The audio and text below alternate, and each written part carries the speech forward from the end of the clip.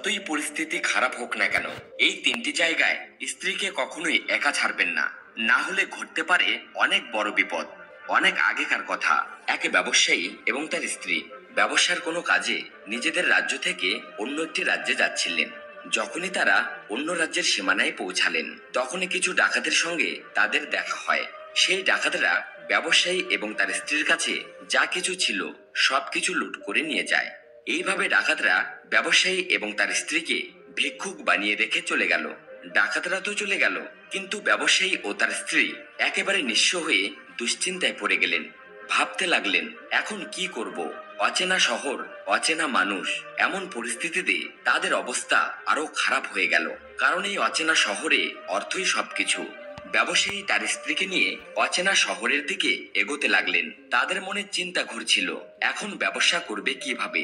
এই চিন্তায় বিভোর হয়ে তারা শহরের বাইরে সাধু বাবার একটি কুটির দেখতে পেল। ব্যবসায়ী তার স্ত্রীকে নিয়ে সেই কুটিরের দিকে চলে গেলেন। কুটিরে পৌঁছানোর পর তারা দেখলেন এক সাধু মহারাজ একটি গাছের নিচে বসে তার শিষ্যদের উপদেশ দিচ্ছেন। সাধুকে দেখে ব্যবসায়ী ভাবলেন, কেননা আমার সমস্যাটা সাধু মহারাজকে বলি, হয়তো উনি কোনো সমাধান দিতে পারবেন। এই ভাবনা মাথায় নিয়ে ব্যবসায়ী সেই সাধু মহারাজের কাছে গেলেন এবং অত্যন্ত বিনয়ের সঙ্গে তার সমস্যার কথা জানালেন। তিনি বললেন, মহারাজ, যদি কোনোভাবে আপনি আমার স্ত্রীকে কারোর কাছে বন্ধক রেখে আমাকে কিছু অর্থ জোগাড় করে দিতে পারেন, তবে আমি চিরকৃতজ্ঞ থাকব। ব্যবসায়ীর কথা শুনে সাধু তার প্রতি সহানুভূতিশীল হলেন এবং তাকে নিজের পরিচিত এক ধনী ব্যবসায়ীর কথা জানালেন, আর তাকে সেই ধনী ব্যবসায়ীর কাছে যাওয়ার জন্য পরামর্শ দিলেন। ব্যবসায়ী তার স্ত্রীকে নিয়ে সেই ধনী ব্যবসায়ীর কাছে গেলেন এবং তাকে হাত জোর করে বললেন, শেঠজি, আমার কিছু অর্থের প্রয়োজন। আমার কাছে বন্ধক রাখার মতো আর কিছুই নেই, কেবল আমার স্ত্রী। আপনি আমার স্ত্রীকে বন্ধক রেখে আমাকে কিছু টাকা দিন। আমি সেই টাকায় ব্যবসা করে খুব শীঘ্রই আপনার পুরো অর্থ সুদ সহকারে আপনাকে ফেরত দেব এবং আমার স্ত্রীকে আপনার কাছে থেকে মুক্ত করব। ততদিন আমার স্ত্রী আপনার দেওয়া অর্থের জন্য বন্ধক থাকবে। ব্যবসায়ীর কথা শুনে শেঠ রাজি হয়ে গেলেন। তিনি ব্যবসায়ীকে টাকা দিলেন এবং তার বিনিময়ে ব্যবসায়ীর স্ত্রীকে নিজের কাছে বন্ধক রাখলেন। ব্যবসায়ী তার স্ত্রীকে সেই শেঠের কাছে রেখে কিছু টাকা ঋণ নিয়ে ব্যবসা করার জন্য রওনা হলেন। তিনি সেই টাকায় শস্যর ব্যবসা শুরু করলেন। ব্যবসায়ী কৃষকদের থেকে কম দামে শস্য কিনতেন এবং অন্য প্রয়োজনীয় কৃষকদের কাছে তা বেশি দামে বিক্রি করতেন। এইভাবে ব্যবসায়ী খুব অল্প সময়ের মধ্যেই প্রচুর অর্থ উপার্জন করলেন এবং 1 বছর পরে, অর্থাৎ 12 মাস পর, ব্যবসায়ী আবার সেই শহরে ফিরে এলেন যেখানে তিনি তার স্ত্রীকে বন্ধক রেখেছিলেন। ব্যবসায়ী শহরে ফিরে সোজা সেই শেঠের কাছে গেলেন এবং বললেন, শেঠজি, দয়া করে আপনার হিসাব করে নিন এবং আমার থেকে আপনার টাকা নিয়ে আমার স্ত্রীকে আমাকে ফিরিয়ে দিন। এটা শুনে শেঠ বললেন, ভাই, আমি তোমাকে কিভাবে যে বলবো।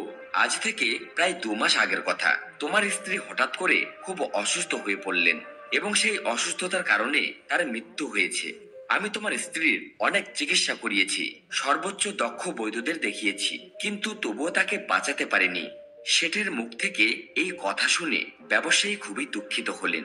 কিছুক্ষণ শোক করে নিজেকে সামলে নিয়ে তিনি বললেন, শেঠজি, যা হওয়ার ছিল তা তো হয়ে গেছে। হয়তো আমার ভাগ্যে এমনটাই লেখা ছিল। তবুও দয়া করে আপনি আপনার টাকা নিয়ে নিন, যাতে অন্তত আমার এই সন্তুষ্টি হয় যে আমি আমার ঋণ শোধ করেছি এবং আমার স্ত্রীকে বন্ধক রাখার লজ্জা থেকে নিজেকে মুক্ত করতে পেরেছি। ব্যবসায়ীর কথা শুনে শেঠ বললেন, না ভাই, এখন আমি তোমার থেকে সেই টাকা কিভাবে নিতে পারি? তোমার স্ত্রী তো আর নেই, আমি সেই টাকার দাবি আর করতে পারি না। যখন আমি তোমার অমানতি তোমাকে ফিরিয়ে দিতে পারছি না, তখন তোমার ঋণ ফেরত নেওয়ারও কোনো অধিকার নেই আমার। ব্যবসায়ী বারবার অনুরোধ করলেন শেঠকে তার টাকা নিতে, কিন্তু শেঠ রাজি হলেন না। অবশেষে হতাশ মন নিয়ে ব্যবসায়ী সেখান থেকে বেরিয়ে এলেন। হাঁটতে হাঁটতে তিনি আবার সেই স্থানে পৌঁছালেন যেখানে প্রথমবার সেই সাধু মহারাজের সঙ্গে দেখা হয়েছিল। সাধু মহারাজ বারবারের মতোই একটি গাছের নিচে বসে তার শিষ্যদের উপদেশ দিচ্ছিলেন।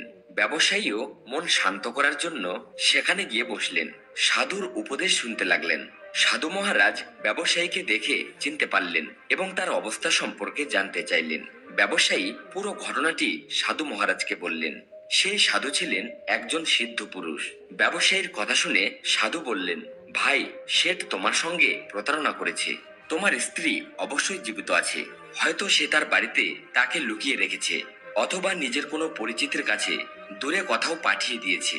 এখন তুমি একটা কাজ করো, তুমি এখানকার রাজার কাছে চলে যাও এবং তার দরবারে গিয়ে প্রার্থনা করো যে, মহারাজ, আপনি আমার স্ত্রীকে সেই শেঠের কাছ থেকে ফিরিয়ে দিন। কারণ এই নগরের রাজা খুবই বুদ্ধিমান এবং ন্যায়ের পক্ষে। তিনি নিশ্চয়ই সেই শেঠের উপর চাপ দিয়ে তোমার স্ত্রীকে ফিরিয়ে দেবেন। রাজ দরবারেই তোমার বিচার হবে। সাধুর এমন কথা শুনে ব্যবসায়ী সাহস পেলেন। তিনি সাধু মহারাজের পরামর্শ মেনে রাজার দরবারে গেলেন এবং সেখানে গিয়ে রাজার কাছে কাতর প্রার্থনা করলেন, দয়া করে আমার স্ত্রীকে শেঠের কাছ থেকে ফিরিয়ে দিন। ব্যবসায়ীর কথা শুনে রাজা সেই শেঠকে দরবারে ডাকলেন এবং তাকে জিজ্ঞাসা করলেন, শেঠ, এটা কি সত্য যে ব্যবসায়ী কিছু টাকার বিনিময়ে তার স্ত্রীকে তোমার কাছে বন্ধক রেখে গিয়েছিল? শেঠ বলল, হ্যাঁ মহারাজ, ব্যবসায়ীর এই কথা একদম সত্য। রাজা আবার বললেন, তাহলে তুমি তার স্ত্রীকে কেন ফেরত দিচ্ছ না? শেঠ বলল, কিভাবে ফেরত দেব মহারাজ? আমি তো ব্যবসায়ীকে আগেই বলেছি যে তার স্ত্রী 2 মাস আগে মারা গেছেন। এখন আমি ধর্মরাজের কাছে গিয়ে তো তার স্ত্রীকে ফিরে আনতে পারবো না। রাজা জিজ্ঞাসা করলেন, তোমার কাছে কি কোনো প্রমাণ আছে যা নিশ্চিত করতে পারে যে তার স্ত্রী সত্যিই মারা গেছেন? শেঠ আত্মবিশ্বাসের সাথে বলল, হ্যাঁ মহারাজ, যিনি তার স্ত্রীকে চিকিৎসা করেছিলেন তিনি এই বিষয়টি নিশ্চিত করতে পারবেন। এছাড়াও সেই 4জন ব্যক্তি যারা তার স্ত্রীকে শ্মশানে নিয়ে গিয়ে দাহ করে এসেছেন তারাও সাক্ষী দিতে পারবেন। শেঠ এতটাই আত্মবিশ্বাসের সঙ্গে কথা বলল যে রাজাও তার কথা বিশ্বাস করলেন। এরপর রাজা ব্যবসায়ীকে বললেন, ভাই, যদি তোমার স্ত্রী জীবিত থাকতেন তাহলে আমরা তাকে নিশ্চয় তোমার হাতে ফিরিয়ে দিতাম। এইভাবে রাজা ব্যবসায়ীকে বুঝিয়ে বিদায় দিলেন। ব্যবসায়ী মন খারাপ করে আবার সেই সাধু মহারাজের কাছে ফিরে গেলেন এবং রাজার দরবারে যা কিছু ঘটেছিল সবকিছু খুলে বললেন। সব শুনে জ্ঞানী মহারাজ বললেন, আমি ভাবিনি যে রাজা এতটাই বুদ্ধিহীন হতে পারেন। আমি দুঃখিত যে রাজা তোমার সঙ্গে ন্যায় করতে ব্যর্থ হয়েছেন। তিনি শুধু সেটার কথাই বিশ্বাস করেছেন এবং তোমাকে বুঝিয়ে আমার কাছে ফিরিয়ে দিয়েছেন।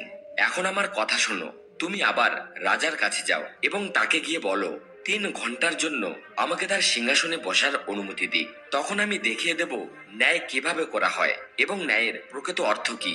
সাধু মহারাজের এই পরামর্শ শুনে ব্যবসায়ী আবার রাজার দরবারে গেলেন এবং সঠিকভাবে কথাগুলি রাজাকে জানালেন।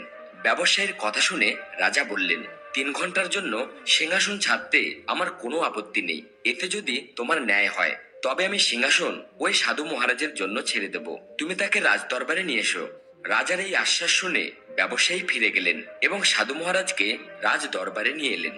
সাধু মহারাজ রাজ দরবারে পৌঁছালে রাজা তার সিংহাসন সেই সাধুকে অর্পণ করলেন। সাধু মহারাজ সিংহাসনে বসেই শেঠকে দরবারে উপস্থিত করার নির্দেশ দিলেন।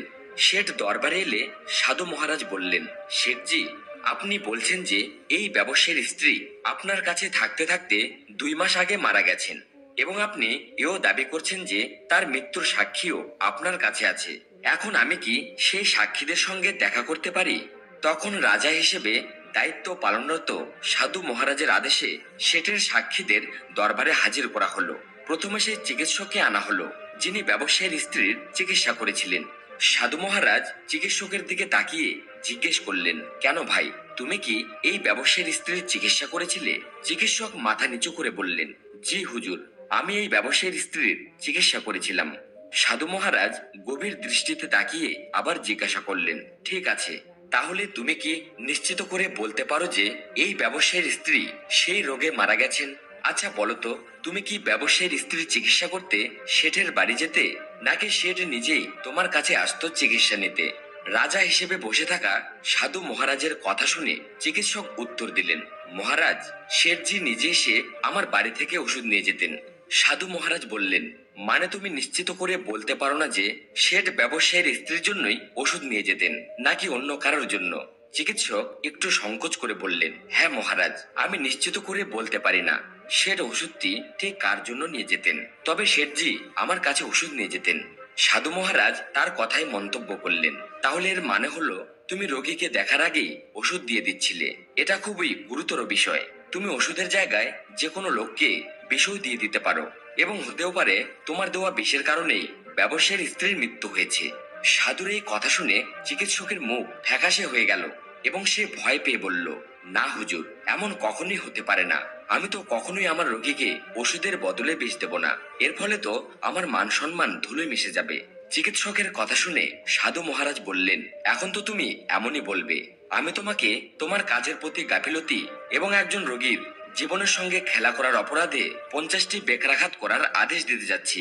এখন তুমি ভেবে দেখো, তুমি সত্য বলবে নাকি আমি সৈন্যদের আদেশ দেব তোমাকে বন্দি করার।